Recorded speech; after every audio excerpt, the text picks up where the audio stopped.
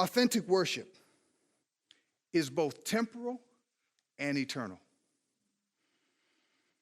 When I worship from earth, I am standing here on earth, confined by space and time, and worship is an eternal thing.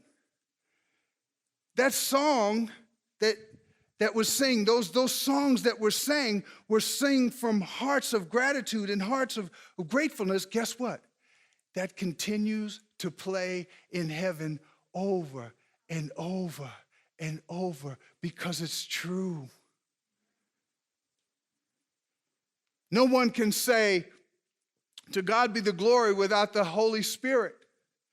And because the Holy Spirit has enabled us to say that and to worship him, we are to continue to do that.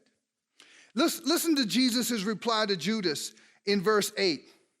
Jesus replied, "Leave her alone.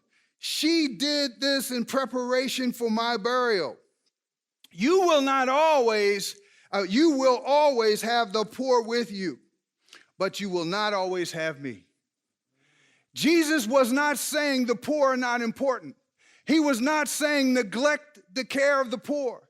He was simply saying in the earth, space, time continuum, in the fallen world, there are going to be haves and have-nots. You can address those needs at any time, but in the space-time continuum, as it plays out, my physical presence will not be with you much longer. That's what Jesus was saying. And he was saying, attend to the things that you do now. Worship is the first priority. Worship is the most important thing that we can do. The 12-ounce jar of nard is about this size, was worth about $40,000 in today's money. Mary didn't miss a beat. She didn't hold back, not because it was expensive, but she understood kingdom economics, which was there is no price on worship.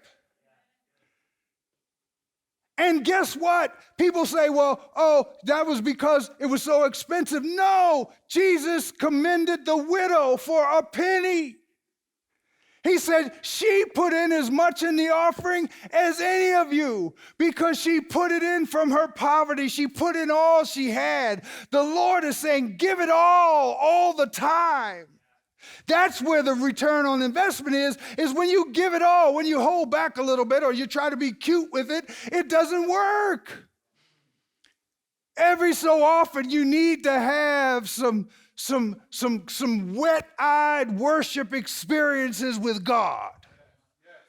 Every so often, you got to get down and dirty with it. You got to have a snotty nose and runny eyes and just weeping and can hardly breathe over the presence of God, because the presence of God evokes that kind of response from any being that knows who he is and what he's done.